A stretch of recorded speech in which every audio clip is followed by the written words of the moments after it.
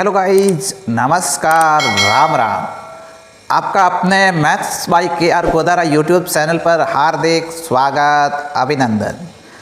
आज अपन लेकर के आए हैं PTET pre teacher examination test 2023 का पेपर सॉल्विंग करेंगे, जिसके अंतर्गत मेंटल एबिलिटी भाग फर्स्ट लेंगे। सबसे पहले मानसिक योग्यता के 50 क्वेश्चन आए हैं, उसको अपन स्टेप बाय स्टेप सॉल्व करेंगे।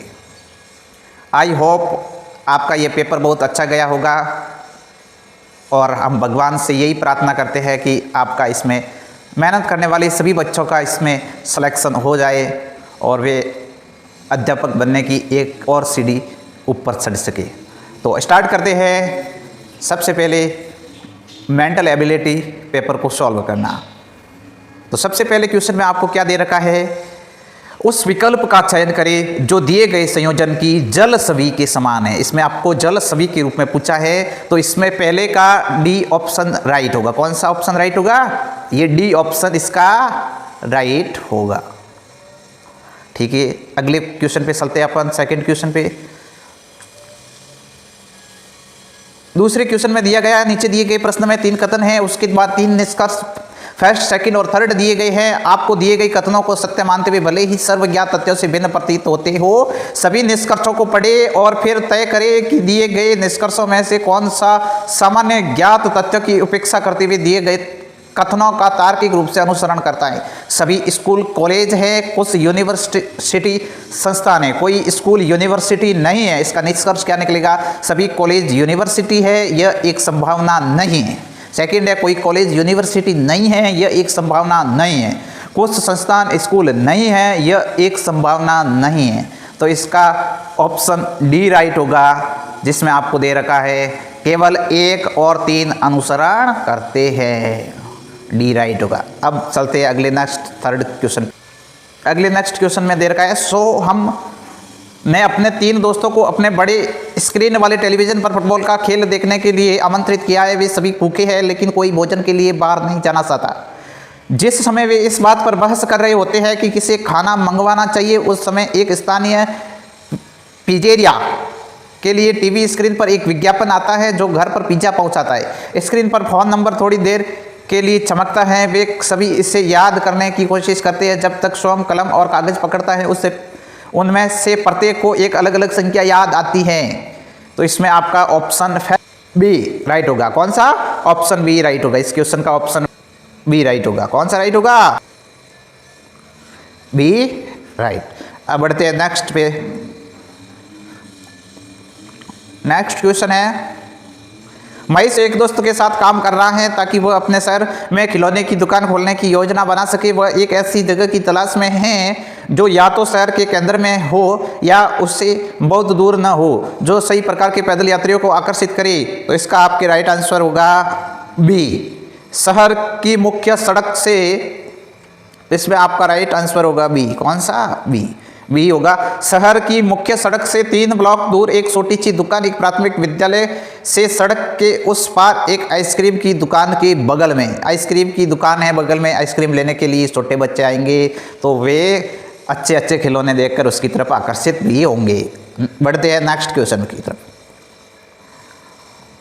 हरियाणा पंजीकृत व्यावसायिक टैक्सी में हरियाणा से बगल के शहर दूसरे राज्य में यात्रा करते समय आपका टैक्सी चालक आपको सूचित करता है कि उसके पास उस शहर में टैक्सी चलाने का कोई परमिट नहीं है। वह उसके परिवहन कार्यालय में रुकेगा।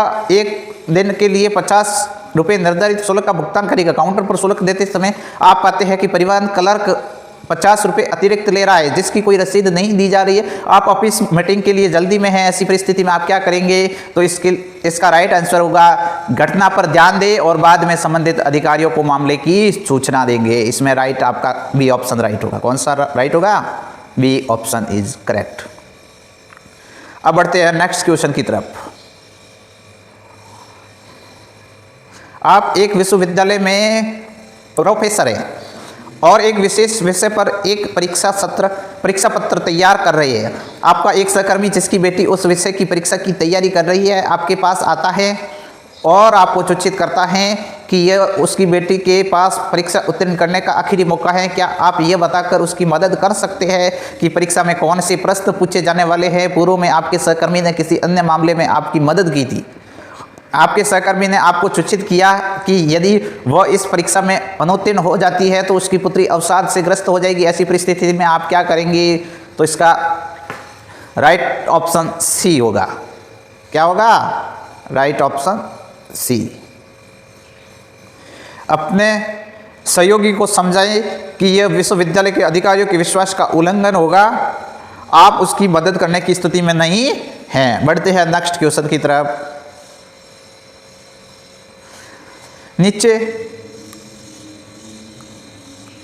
दिए गए एक प्रश्न में एक कथन के बाद दो पूर्व धारणाएं फर्स्ट और सेकंड दी गई है। एक धारणा कुछ मानी या ली गई है। आपको कथन और पूर्व धारणाओं पर विचार करना है और फिर निर्णय लेना है कि कौन सी पूर्व धारणा कथन में निहित है। आपको कथन को सत्य मानना है भले ही वह सर्वज्ञात तथ्यों से भिन्न प्रतीत होती है। स्कूल ने ऐसे छात्रों को स्कूल से निकालने का फैसला किया जो हिंसा पैदा कर रहे हैं और स्कूल में नियमों का पालन नहीं कर रहे हैं। पूर्व धारणा है छात्रों को स्कूल से निकालने से छात्र भविष्य में फिर कभी ऐसा नहीं करेंगे। इस कार्यवाही से स्कूल में अनुशासन बना रहता है।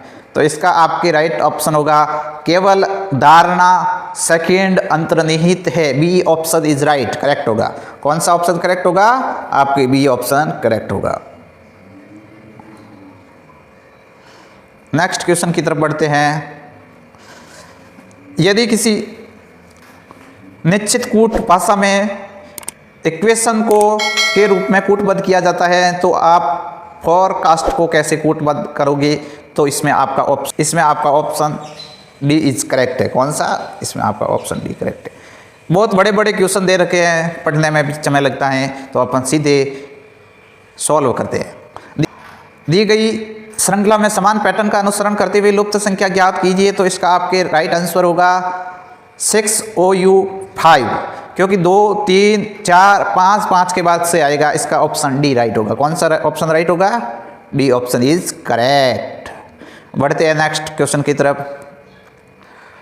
एक कंपनी को यह तय करने की आवश्यकता है कि क्या एक नए प्रौद्योगिकी मंच में निवेश करना या अपने मौजूदा मंच का उपयोग करना जारी रखना है। यह निर्णय लेते समय कंपनी को किस कारक पर सबसे अधिक विचार करना चाहिए? तो नए मंच के संभावित लाभ पर सबसे अधिक विचार करना चाहिए। A option is right, correct.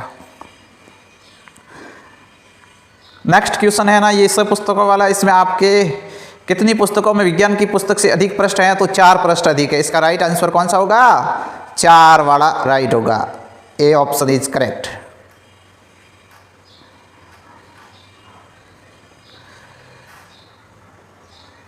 अब आगे वाले क्वेश्चन नंबर 14 में पूछा है, नीचे दिखाई गई चित्र में त्रिभुजों की संख्या गिननी है। इसका राइट आंसर सी है, 28 त्रिभुज है। इसमें कितने त्रिभुज हैं?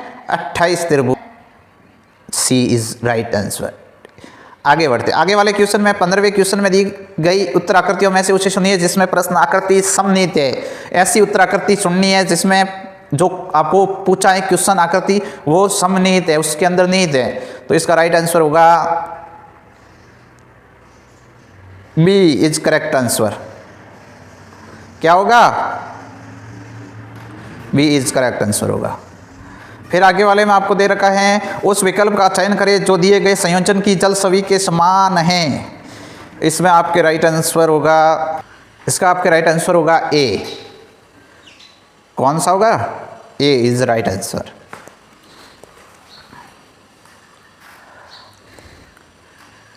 सत्रहवें क्वेश्चन के अंतर्गत पूछा है उस विकल्प का चयन करें जो नीचे दी गई 5 आकृतियों में से 3 का प्रतिनिधित्व करता है। तो इसका आपके ऑप्शन नंबर डी राइट होगा। 2 3 और 4। Option number D is correct answer. 2 3 और 4। 18वें क्वेश्चन में दी गई उत्तराकृतियों में से उसे सुनिए जिसमें प्रश्न आकृति समन्वित हैं। तो इसका आपके राइट आंसर होगा option number A is correct answer होगा। इसका option number A is correct answer. इसमें आप 19वें क्वेश्चन में आपका बी ऑप्शन राइट होगा, पोता। पोता ऑप्शन इज करेक्ट। 20वें क्वेश्चन में 400 लोगों के एक नगर में 185 तमिल बोलते हैं, 165 पंजाबी बोलते हैं और 160 अंग्रेजी बोलते हैं, 40 केवल अंग्रेजी और तमिल दोनों बोलते हैं, 20 केवल पंजाबी और तमिल दोनों बोलते हैं, 10 केवल अंग्रेजी और पंजाबी दोनों बोलते हैं। कितने लोग केवल एक भाषा बोलते हैं? तो 310 लोग केवल एक भाषा बोलते हैं। Option number A is right answer. 21वें सवाल में आपका ऑप्शन बी 180 मिनट वाला राइट होगा, क्योंकि इसका आंसर 3 घंटे आएगा और 3 घंटे में 180 मिनट होते हैं। Option B is right. 22वें क्वेश्चन में आपको प्रश्नवाचक चिन्ह के स्थान पर उपयुक्त उत्तर को ढूंढना है। सबसे पहले आप देखो, आपको दे रखा है 16, 16 किसका स्क्वायर है? 4 का स्क्वायर। आगे वाली संख्या में क्या दे रखा है? 4 के एक आगे नेक्स्ट संख्या 5, 5 का स्क्वायर -3 किया है। अब आगे वाले में दे रखा है 36 का स्क्वायर, तो आगे वाले में अपन करेंगे 7 का स्क्वायर -3, मतलब option number D is right. 46 answer right.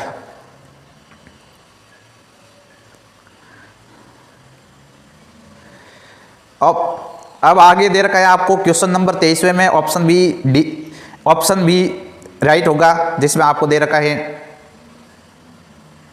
D आएगा। ये ऑप्शन बी राइट है, ठीक है। 24वें क्वेश्चन में ई और एफ के मध्य कितने व्यक्ति बैठे हैं? तो इसका आपके ऑप्शन नंबर ए राइट होगा, 3। कितने बैठे हैं? 3 जने बैठे हैं। और आगे आपको दे रखा है क्वेश्चन नंबर 25वें में स्कूल के प्रधानाचार्य को मध्यावकाश के दौरान स्कूल के प्रांगण में धमकाने के बारे में माता पिता से शिकायतें मिलती है। वह जल्द से जल्द इस स्थिति की जांच और उसे समाप्त करना चाहते हैं, इसलिए उसने मध्यावकाश सहायकों को बारीकी से देखने के लिए कहा। मध्यावकाश सहायकों को किस स्थिति की सूचना प्रधानाचार्य को देनी होगी? तो इसका option B is correct answer. Next question की ओर बढ़ते हैं। आपको दे रखा है question number 26।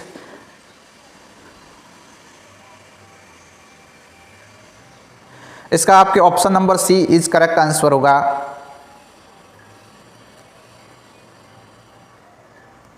C is correct answer होगा। JXK12L। बढ़ते हैं नेक्स्ट क्वेश्चन की तरफ। इसका ऑप्शन नंबर सी राइट होगा। CWGJGU। CWGJGU। निम्नलिखित आकृति में शत्रुभुजों की संख्या गिननी है, तो अब इसमें राइट आंसर होगा सी। 10 शत्रुभुज है। कितने शत्रुभुज हैं? 10 शत्रुभुज है। नेक्स्ट क्वेश्चन है 29। इसका राइट आंसर बी होगा। कौन सा? B is correct answer.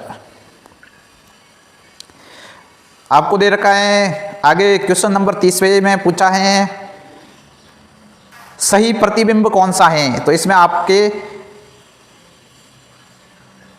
Option number A is right answer होगा।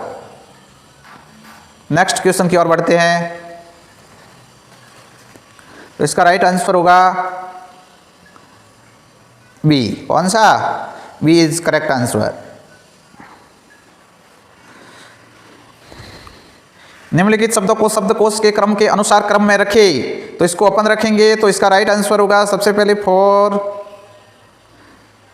फिर 3,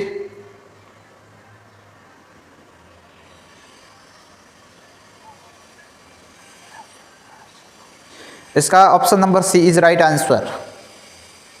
option number C is correct answer. अब आपको देख रखा है क्वेश्चन नंबर 34। इसमें आपका A option is right. Alert, इसमें आर कहीं पे भी नहीं दे रखा है, इसका मतलब ए ऑप्शन राइट है। आपको अब क्वेश्चन नंबर 35वें में आपका राइट आंसर है ए, उत्तर दिशा इज करेक्ट आंसर। अब आपको दे रखा है क्वेश्चन नंबर 36। इसका राइट आंसर है ए और आर दोनों सत्य हैं, लेकिन आर ए का सही स्पष्टीकरण नहीं है। Option number B is correct answer. Option number B is correct answer. Question number 37वें का है आपके right answer D is correct answer है। 0.642025 इसका औसत होगा। 38वें क्वेश्चन में आपको पूछा है 17 फरवरी 2012 को सप्ताह का कौन सा दिन था? ये टॉपिक मैंने मेरे यूट्यूब चैनल पे बहुत अच्छे तरीके से समझाया गया है। ये प्रश्न उसमें से एज टू एज आया है। तो इसका राइट आंसर होगा मंगलवार। कौन सा? मंगलवार। इस सब्जेक्ट रीजनिंग के अंतर्गत मैंने मेरे YouTube चैनल पर मात्र 2 टॉपिक करवाए, जिसमें से 3 प्रश्न पूछे गए, वो भी edge to edge same question जो मैंने करवाए वही पूछे गए। 39वां सवाल, अगर आपने मेरे वो 2 टॉपिक नहीं देखे हैं तो मेरे YouTube चैनल को पहले सब्सक्राइब करना, फिर उस वीडियोज को देखना मत भूलना। 39वें क्वेश्चन में दे रखा है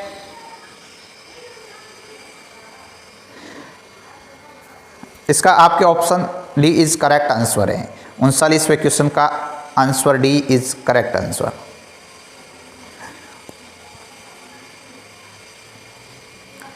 अब आपके आगे है क्वेश्चन नंबर 40, 40वें क्वेश्चन का ए राइट आंसर है। राइट आंसर ए है, 7 इज करेक्ट आंसर। 42वें का आपकी राइट आंसर, ये भी मैंने मेरे YouTube चैनल पे करवाया हुआ है। इसका राइट आंसर होगा B is correct answer, 7.26 PM।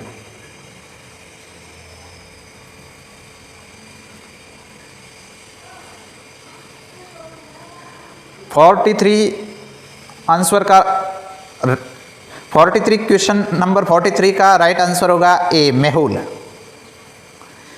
Question number 44 का राइट आंसर होगा बी 47 स्टूडेंट। कितने? 47। अब आगे दे रखा है आपको 45वां क्वेश्चन नंबर 45 में D option is correct answer. Question number 47वां देखते हैं। यह प्रश्न मैंने बहुत अच्छे ही ढंग से, अच्छे तरीके से, अच्छे कॉन्सेप्ट के साथ मैंने मेरे YouTube चैनल पे करवाया हुआ है। ये एज टू एज प्रश्न बनाए। तो इसका क्वेश्चन नंबर 47 का right answer is B 75 degree. Question number 48 का राइट आंसर होगा डी 127 इज राइट आंसर। और 49 नंबर क्वेश्चन का राइट आंसर आपके सी होगा, C is the correct answer. और आगे हैं क्वेश्चन नंबर 50 का राइट आंसर है इनमें से कोई नहीं, D is the correct answer, D is the correct. इस प्रकार आपको मेरा ये pre teacher examination test paper solution अच्छा लगा है और मेरे YouTube चैनल को सब्सक्राइब नहीं किया है तो मेरे YouTube चैनल को सब्सक्राइब ज़रूर करना। मिलते हैं अगले नेक्स्ट वीडियो में, तब तक के लिए धन्यवाद, bye bye, take care, Ram Ram.